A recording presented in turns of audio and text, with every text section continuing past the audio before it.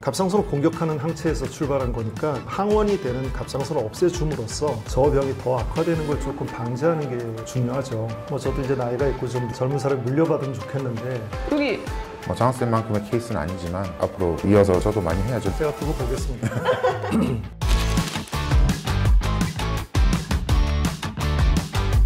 안녕하세요. 오늘도 돌아온 갑상선 바로 알기 갑바의 세 번째 시간입니다. 오늘도 두 교수님 불렀습니다. 빅브라더 장학석 교수님, 영브라더 장호진 교수님입니다. 오늘은 갑상선 기능 항진증에 대해서 배워볼 텐데요. 제가 저번에 배운 걸로 기억을 해보면 갑상선 기능 저하랑 다르게 체온이 올라가고 체중이 감소하고 그리고 막 심장이 벌렁거리고 두근거리면 갑상선 기능 항진증 맞을까요? 네, 지난번에 말씀드렸던 기능 저하랑 정반대 상황이죠. 기능 항진이라고 하는 거는 갑자기 살이 빠진다던가 식은땀이 많이 난다, 본인이 평소보다도 요즘 내가 더위를 많이 타는 것 같다라고 생각 든다면 약간 기능 항진을 의심해 봐야 되지 않겠나, 그렇게 생각이 들고요. 그리고 쉽게 피곤해져요. 굉장히 가슴이 두근거리는 증상이 나타납니다. 그래서 감정 조절도 잘 안 됩니다. 굉장히 신경질적이 되고 불안 초조를 느끼게 되는 거죠. 근데 이게 좀 사실 어려운 것 같은 게 날이 더워지고 이러면 사실 사람들이 짜증이 많이 나고 더위를 먹으면 쉽게 피곤해지고 이런 게 있잖아요. 그래서 뭔가 판단하기가 조금 어려울 수도 있다는 생각이 드는데, 예전에는 그렇지 않았는데 갑자기 그런 증상이 나타났다. 그럴 때 이제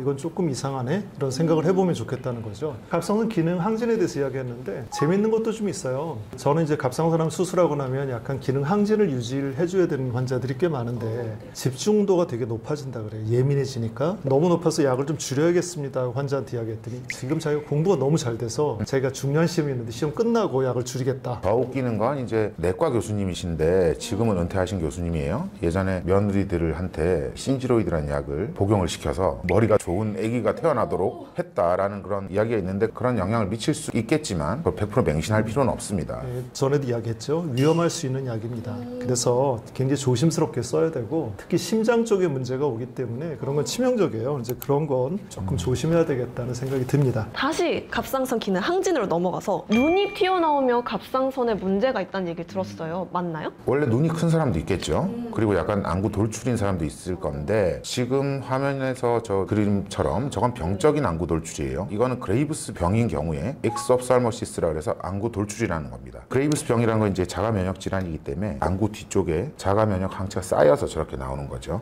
저 위에 사진 보면 막 충혈돼 있잖아요. 저게 이제 눈이 안 감겨서 저렇게 된 거예요. 그러면 이건 치료는 어떤 방법으로 해야 될까요? 눈 치료보다 먼저 갑상선을 수술해야 됩니다. 그게 그 원인이 되는 갑상선을 공격하는 항체에서 출발한 거니까 항원이 되는 갑상선을 없애줌으로써 저 병이 더 악화되는 걸 조금 방지하는 게 중요하죠. 갑상선 수술을 하면 눈이 도로 이렇게 들어가나요? 교과서적으로는 일단 들어가지 않는다고 돼 있어요. 근데 장학 선생님이 이렇게 그레이브스 병 수술을 많이 해보셨기 때문에 약간 또 다른 의견을 갖고 계실 거예요. 실제로 제 환자들 중에는 저렇게 갑상선 수술하고 나면 한 3, 4년 정도 걸립니다. 눈이 확연히 많이 좋아지는 사람들이 거의 대부분이었어요. 거의 대부분이라 하시면 100%는 아니라는 건데. 맞습니다. 아주 예리한 지적인데, 지금 저 사진에 나와 있는 정도로 돌출이 심한 사람들은 회복되기가 참 어려워요. 갑상선 수술을 하고 안과적인 수술을 하기도 합니다. 안과적인 수술이라 하면 어떤 수술 방식이 있는 걸까요? 저 그림에서 보시면 CT상에 양쪽 안구 쪽에 보면은 약간 이렇게 살이 두툼하게 보이실 거예요. 이제 그걸 갖다가 제거해 주는 거죠. 그리고 사시가 심하게 한 경우도 이제 요즘은 사시 교정술도 같이 해주는 그런 방향으로 안과적인 수술이 지금 진행되고 있습니다. 근데 이제 자꾸 그레이브스 병 이렇게 말씀하시니까 하시모토 병처럼 이것도 누군가의 이름을 딴 건가요? 예, 그렇습니다. 영국의 의학자인데 그레이브스라고 하는 사람이 이 병을 밝혔어요. 그래서 그레이브스 병이라고 이름 붙였는데, 거의 비슷한 시기에 독일에서 마세도라고 하는 학자가 또 이 병을 명명했어요. 그래서 영국인이 미국인이 이렇게 영어권의 나라에서는 그레이브스 병, 우리도 그레이브스 병이라고 쓰고 있고, 근데 이제 독일어권의 나라들 그리고 러시아 이런 권의 나라들은 바세도 병이라고 부르고 있습니다. 그런 대표적인 증상들이 있을까요? 세 가지 증상을 트라이아드라고 해서 대표적인 증상이라고 해요. 일단 기능 항진이 나타나는 질환이니까 기능 항진이 나타나는데, 우리가 아까 이야기한 집중력이 좋아진다 이 정도의 수준이 아니라 톡시코시스라고 불러서 중독증, 독성 이런 위험한 말로 부르는 그 정도의 기능 항진이 나타나고요. 그 다음에 저렇게 이제 안구 돌출이 나타납니다. 그리고 이제 갑상선을 계속 자극을 해서 갑상선 조직도 이렇게 커져요. 그래서 이제 갑상선 비대, 이 세 가지가 특징적인 증상이에요. 그레이브스 병의 치료 방법 어떤 게 있을까요? 그레이브스 병은 사실 이게 내과적인 질환이에요. 처음 치료는 약물로서 합니다. 정말로 이 약물, 내과적 치료가 안 될 때는 수술을 하죠. 항갑상선제라고 해서 갑상선 기능을 낮춰주는 약. 이 약이 2가지 정도의 대표적인 게 있는데 그 2가지 기능은 다 알 필요는 없고 그건 전문가랑 상의를 하시면 되는 거고, 일단 첫 번째 치료는 내과적인 치료예요. 약물 치료가 우선입니다.